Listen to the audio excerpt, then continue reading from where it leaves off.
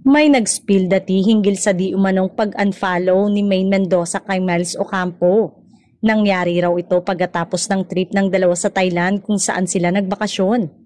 Tapos nagsama pa raw ang dalawa sa therapy segment ng Itbulaga after their trip. Pero ngayon daw ay tila nag-iiwasan umano ang dalawa. Pansin pa ng pa-Savage, si Raisa May Dizon na raw ang kabatuhan ni Maine sa naturang segment ng noontime variety show. Dahil sa development na ito, ini-issue tuloy na may ongoing feud umano ang dalawa. May mga netizen na ikinokonek ang kontrobersya sa pagkalas umano ni Miles kay Maha Salvador bilang dating talent nito sa Crown Artist Management. Pina-follow pa rin naman ni Miles sina Maine at Maha sa IG.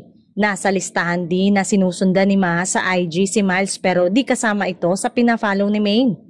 Komento ng netizen, what happened kaya kasi mukhang they were quite close pa naman. I think tungkol to kay Maha Salvador kasi di ba best friend ni Maha si Maine. Tapos parang iwas si Maha pag-usapan bakit umalis na si Miles sa poder niya. Kahit umano ang boyfriend ni Miles na si Elijah ay in-unfollow na ni Maine.